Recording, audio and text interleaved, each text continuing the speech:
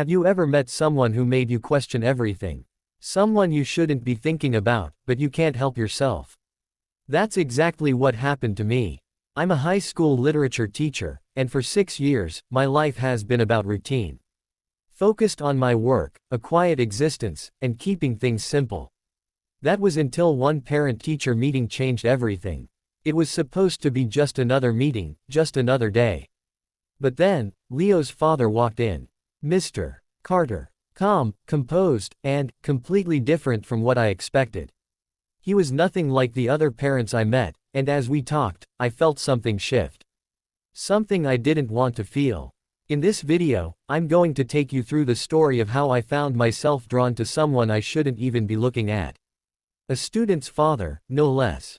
You'll learn what happened when a teacher's professional boundaries were tested, and how one chance encounter led to an unforgettable series of events.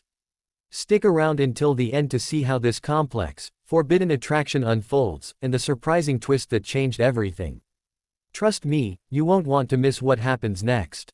Welcome to our channel. If you haven't already, make sure to subscribe so you never miss an update. Let's dive into this story, and I'll see you at the end. It had been a few days since the parent-teacher meeting, and I tried to push the thoughts of Mr. Carter to the back of my mind. But somehow, I couldn't shake the feeling of his presence lingering long after he had left the school. His calm demeanor, his deep voice, his questions that seemed more personal than professional. Every time I closed my eyes, I could hear his voice in my head, soft yet steady. It was dangerous, I knew that, but there was something about him that kept pulling me in. Then, one afternoon, I walked into a bookstore near my apartment. I needed to clear my head. I had a pile of books to grade, but the distraction was welcome. As I was browsing the aisles, I heard a familiar voice call my name. I turned around and there he was, Mr. Carter. He smiled when he saw me, looking just as calm and collected as he had during the meeting.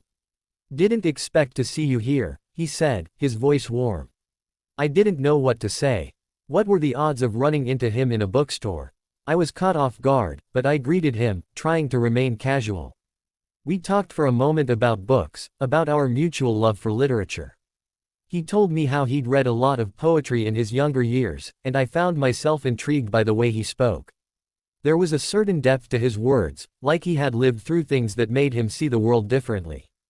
"I didn't know you liked poetry," I said, genuinely surprised. "It's rare to find someone who appreciates it these days."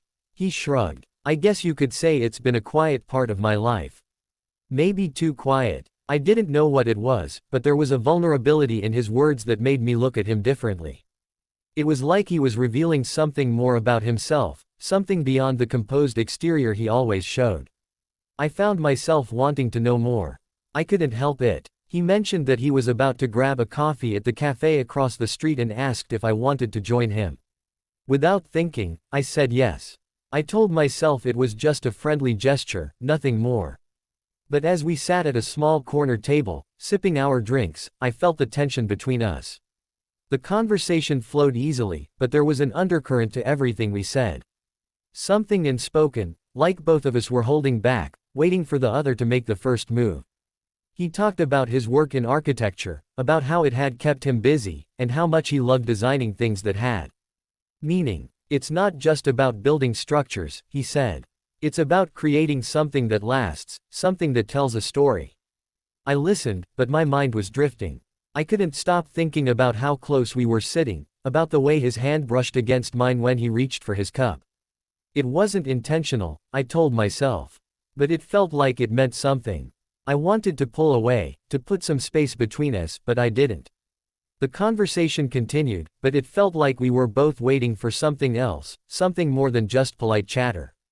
I tried to keep my thoughts in check, but they kept spiraling. This was wrong. He was my student's father. This was a boundary I shouldn't even be considering crossing. And yet, the connection was undeniable. The way he looked at me, the way his eyes held mine just a little too long. When the coffee was finished, we stood up. Neither of us seemed eager to leave, but the moment had to end. "Thanks for joining me," he said with a smile. "It's nice to talk to someone who gets it." I nodded, but as I turned to walk away, I couldn't help but feel a tug in my chest. It wasn't just the conversation that had affected me.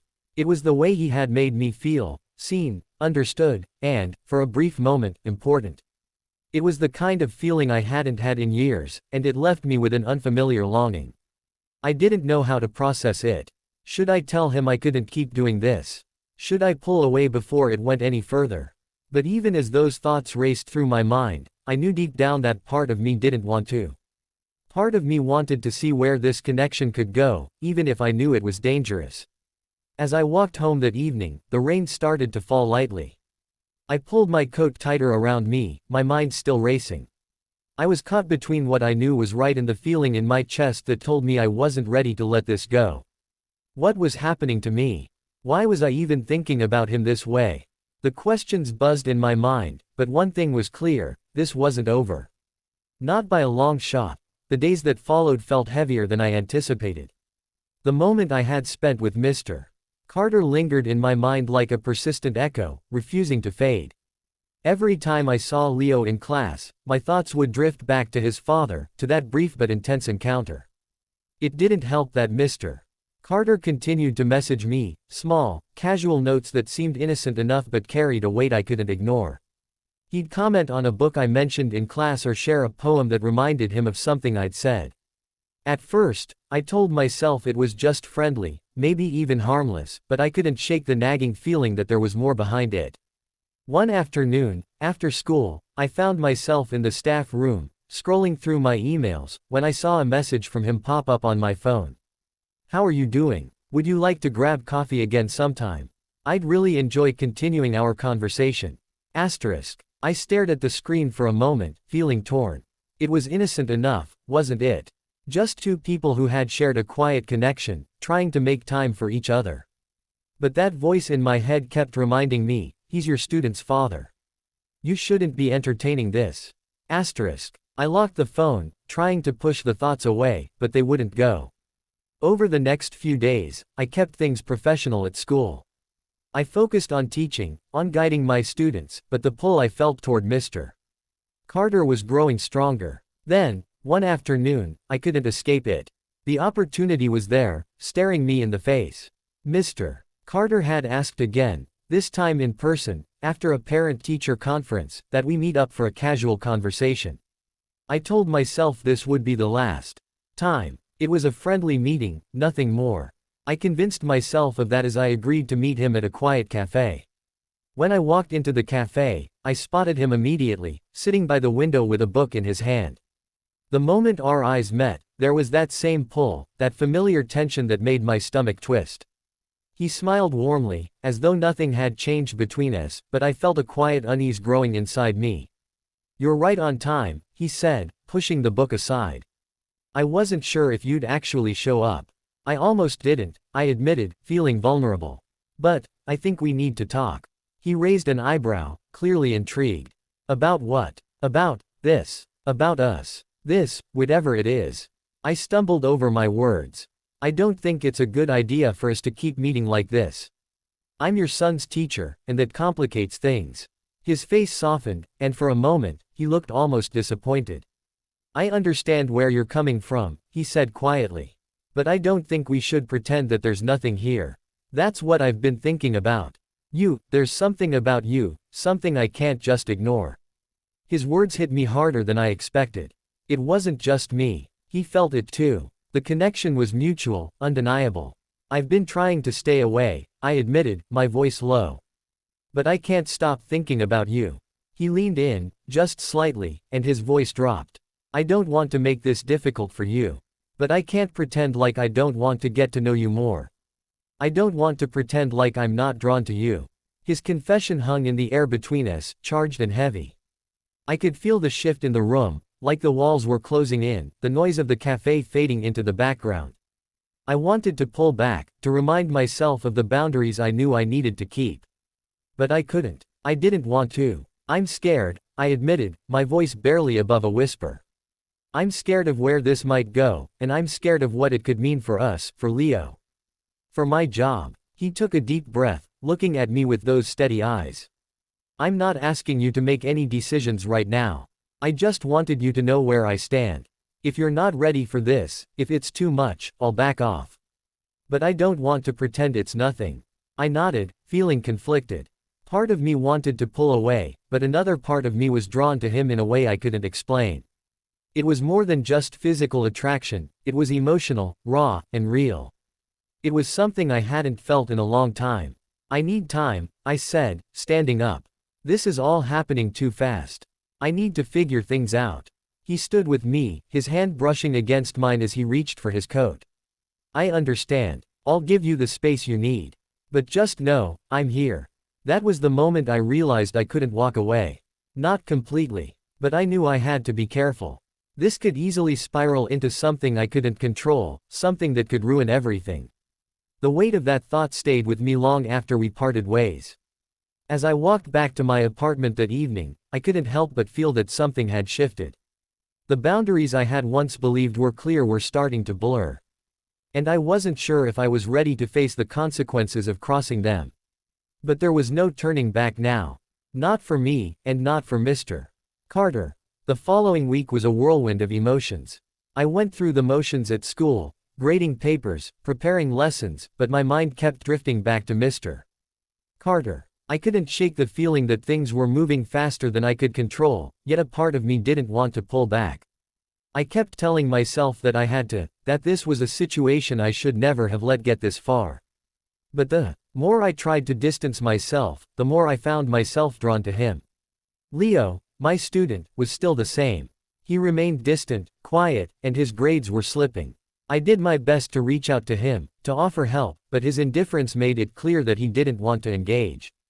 It was becoming increasingly obvious that he was struggling, and part of me wondered if it had anything to do with his father. Leo had never talked about him much, but I could tell that something was weighing on him. As the week went on, the moments I spent with Mr. Carter continued to linger in my thoughts. There was an odd sense of guilt mixed with desire that I couldn't ignore. Despite my fears, despite everything telling me to back away, I found myself agreeing to meet him again. It was another coffee date, just a simple invitation, but this time, I felt a sense of urgency that I hadn't before. It was like something inside me was pushing me toward him, even though I knew it was a mistake. I agreed, telling myself it was just for closure, just for the sake of ending this before it went any further. I arrived at the cafe earlier than usual, nerves buzzing in my stomach. When Mr. Carter walked in, he smiled, that warm, knowing smile, the one that always made my heart skip a beat. He took a seat across from me, his eyes not leaving mine as we exchanged pleasantries. The conversation started off light, casual, but I could feel the tension building beneath the surface. "You look deep in thought," he said, his voice low, almost teasing. "What's on your mind?" I hesitated, not knowing what to say. I had been wrestling with my thoughts all week, trying to figure out what I wanted, what I was willing to risk. "I don't know if this is a good idea," I finally admitted, looking down at my coffee cup. "We've been meeting like this, but I don't know what I'm doing anymore. I don't know if I should be doing this at all." He leaned forward slightly, his gaze intense. "You're not alone in feeling this way. I've been thinking about this too. I'm not here to pressure you. I just don't want to pretend like I don't care. I don't want to let this connection slip away because of fear or doubt." I swallowed hard, feeling conflicted. He was right. The connection was undeniable. The way he looked at me, the way we spoke to each other, it was more than just physical attraction. It was a bond, something deeper. But that was the problem. It couldn't be just about us. It involved Leo, and it involved my career, my reputation. "I'm scared of what this could mean," I confessed, my voice shaky. "It's not just about us. It's about the consequences. If anyone found out, if anyone knew what we were doing, it would ruin everything. My job, Leo's future, everything." His face softened, and for the first time, he reached across the table, his hand gently touching mine. It was a simple gesture, but it felt like a promise. "I understand your fear," he said quietly. "But what do you want, deep down? We can't live our lives based on fear. We have to decide what matters most to us." I looked at him, seeing the sincerity in his eyes. It made my heart ache. There was no pretending that I didn't feel the same way. There was no denying that a part of me wanted this, wanted him. But the other part of me, the rational side, screamed at me to stop.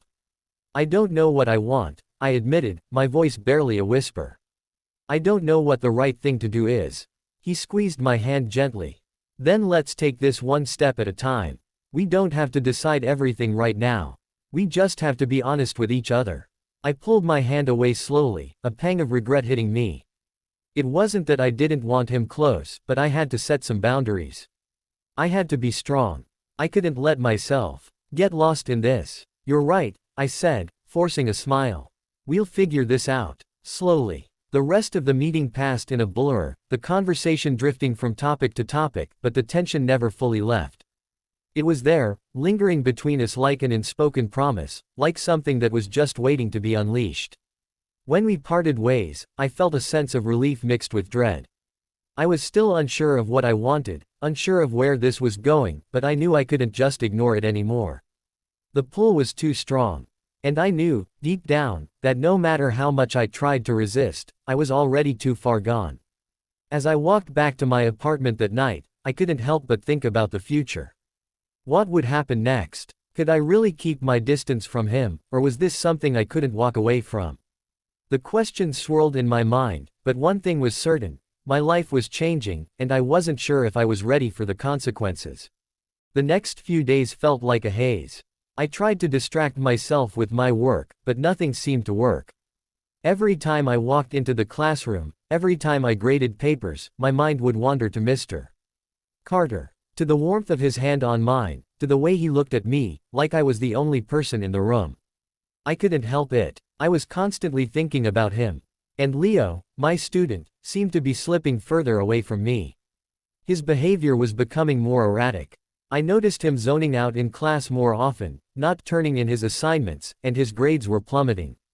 He was a smart kid, but something was off. I couldn't ignore it any longer. After school one day, I stayed behind in my classroom, trying to sort through the pile of grading. That's when I saw Leo standing in the doorway, hesitating as if unsure whether to enter. "Mr. Carter, can I talk to you for a minute?" he asked, his voice quieter than usual. "Of course, Leo," I said, setting down my papers. "What's going on?" He walked in slowly, looking a little lost. I just don't get it, you know," he said, his voice cracking. "Why everything's so messed up. It's like nothing matters anymore." I looked at him with concern. I had always known that Leo was dealing with something, but it hadn't been this bad. "What do you mean, Leo?" He shifted uncomfortably. "My dad," he muttered. "He's never around. He's always working or doing something, and I don't know what to do anymore. I think he's mad at me or something. I don't know if he even cares anymore." The words stung, but I stayed calm, my teacher instincts kicking in. "Leo, I'm sure your father cares. He's probably just busy, that's all. Have you tried talking to him about how you're feeling?" "I don't know if I can," he whispered, looking down at the floor. "I don't think he'll understand. It's like he's always too busy with his own stuff. And then he gets upset. About things I don't even understand." I knew this conversation wasn't just about schoolwork or grades. This was bigger. Leo was hurting, and it was clear that his relationship with his father wasn't as simple as it seemed. "Leo, you can always talk to me if you need someone to listen," I said softly. "But it's really important that you talk to your dad about how you're feeling. No matter how hard it seems." He nodded slowly, his eyes distant. "Yeah, I'll try. I don't know if it'll help." Before I could say anything else, he turned and left the room, leaving me alone with my thoughts. I sat there for a while, thinking about what he had said. His words had hit harder than I expected. It wasn't just about his grades, it was about something deeper. And suddenly, it all clicked. I had been so caught up in my own feelings, in my connection with Mr. Carter, that I hadn't noticed what was right in front of me. Leo was struggling because of the distance between him and his father. And here I was, complicating everything further. That night, I couldn't sleep. My thoughts were spinning, about Leo, about Mr. Carter, and about the boundaries I had crossed. I had told myself that I could keep my distance, that I could control this situation. But I was fooling myself. The next morning, I decided to do something I had been avoiding. I would have a conversation with Mr. Carter. It was time to address the reality of the situation, to see where we stood, and to figure out what needed to happen next. I found myself walking toward the cafe where we'd met before. My heart pounded in my chest, and the familiar mix of desire and guilt flooded me once again. I had to set things straight. No more confusing feelings. No more crossing lines. When Mr. Carter arrived, his smile was as warm as ever, but there was a question in his eyes. I could tell he knew something was different. "Hey," he said softly, sitting down. "How have you been?" "I've been okay," I said, my voice betraying my unease. "But I think we need to talk." He raised an eyebrow, sensing the tension in my tone. "About what?" "I've been thinking a lot about us. About what's been happening between us. And I think I need to make something clear." I paused, trying to find the right words. "I'm not sure this is a good idea anymore. Not because I don't care about you. But because I can't ignore the complications. Leo, he's my student.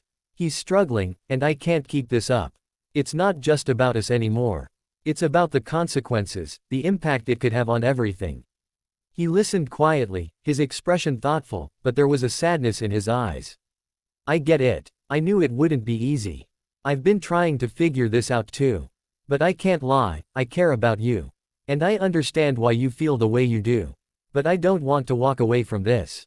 I looked at him, feeling torn. I don't want to walk away either. But I have to do what's best for Leo.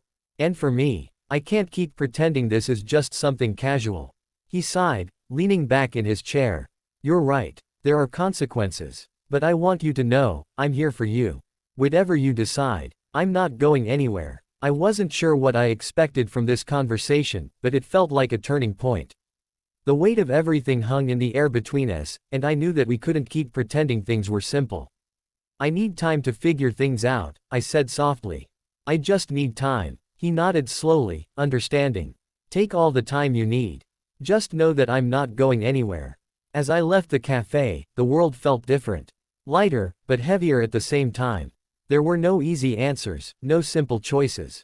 But for the first time in a while, I felt like I was finally starting to understand what I had to do. I wasn't sure where this would lead, but I knew I couldn't keep ignoring the feelings that had been building up. The days that followed were a blur of emotions and decisions. It wasn't easy to pull myself away from the tangled web I had found myself in, but I knew that I had to face the reality of the situation. Leo's struggles had become even more evident, and as much as I wanted to focus on my own feelings, I couldn't ignore the responsibility I had as his teacher. My priority had to be helping him, guiding him through whatever it was that was keeping him so distant. In the weeks that followed our conversation at the cafe, I kept my distance from Mr. Carter. The chemistry between us was undeniable, but it was clear that we couldn't act on it, not without consequences. The guilt I felt over my own actions, and the impact they might have on Leo, was eating away at me. I had to do the right thing, no matter how difficult it was. Then came the day that everything shifted. It was a Wednesday afternoon when Leo showed up after school. He looked exhausted, his shoulders slumped as he walked into my classroom. I could see the strain in his eyes, the quiet desperation that I hadn't noticed before. "Mr. Carter," he said quietly, his voice thick with emotion. "Can we talk?" "Of course, Leo," I said, standing up from my desk and motioning for him to sit. "What's on your mind?" He hesitated before speaking, his voice barely a whisper. "I've been thinking a lot about what you said. About talking to my dad." I nodded, feeling a sense of hope that maybe, just maybe, things would start to turn around for him. "And what did you decide?" "I'm going to talk to him," Leo said, determination filling his voice. "I've been so angry with him for so long, but I realized that I've never really tried to understand why he's been like this. I think I owe it to myself, and to him, to at least try." I felt a surge of pride for Leo. He was taking a step that was long overdue. But a part of me, a selfish part, was conflicted. What would this mean for me? For Mr. Carter and me? "I'm really proud of you, Leo," I said, trying to keep my emotions in check. "That's a big step, and I know it's not easy. But I believe you can work through this." Leo nodded, his eyes glistening with unshed tears. "I hope so. I just don't want to lose him, you know."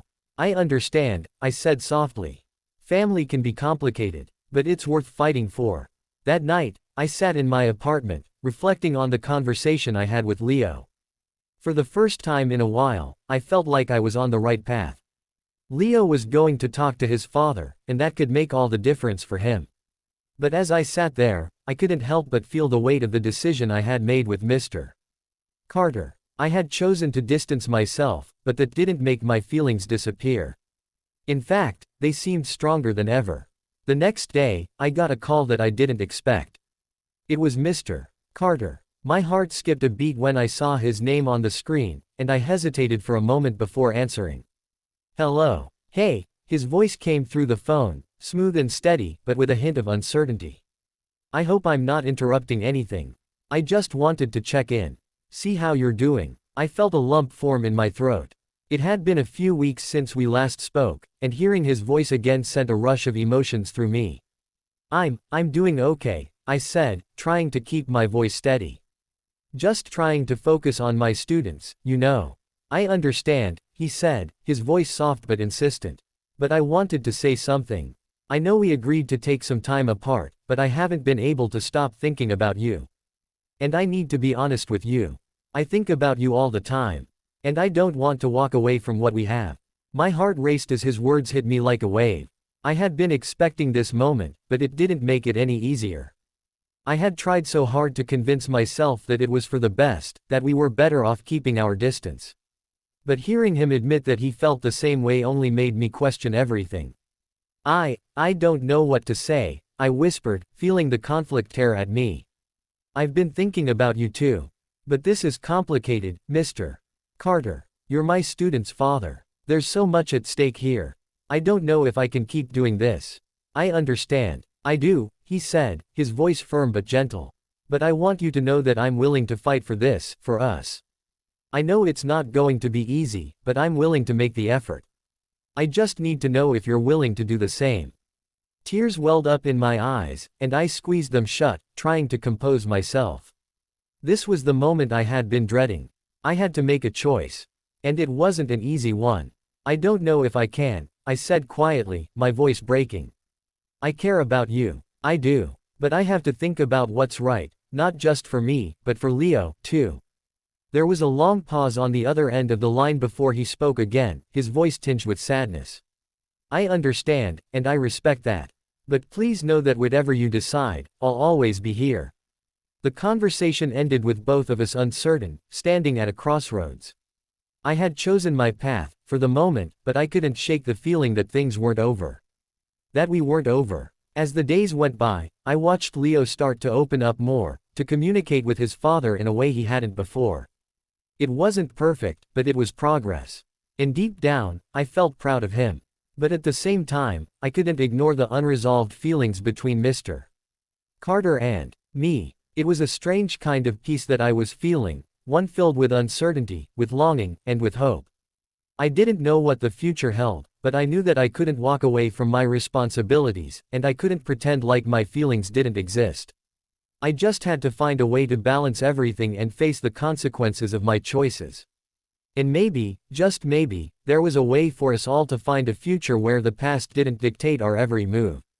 But for now, I could only take it one day at a time, knowing that life had a way of pushing us forward, whether we were ready or not. As the days continue to unfold, I'm left reflecting on the journey I've taken, a journey full of unexpected emotions, tough decisions, and personal growth. The lines between right and wrong are often blurred when it comes to matters of the heart, but one thing is clear, sometimes we have to make the hard choices in order to move forward. Leo's progress with his father, the honesty between Mr. Carter and myself, and the lessons learned along the way have all shaped this chapter of my life. No matter what happens next, I've come to realize that our lives are filled with moments where we must confront our emotions, face our fears, and make decisions that will define our futures. And even when things seem complicated, there's always room for growth and understanding. Thank you for joining me on this emotional roller coaster. If this story resonated with you, if you've ever been in a similar situation, or if you're simply drawn to stories that explore complex human emotions and relationships, don't forget to hit the like button and subscribe to our channel for more. I'd love to hear your thoughts in the comments below. What would you do if you found yourself in my shoes? Stay tuned for more stories that dive deep into the heart of relationships, decisions, and the twists of fate that make life so unpredictable. Thanks for watching, and I'll see you in the next video.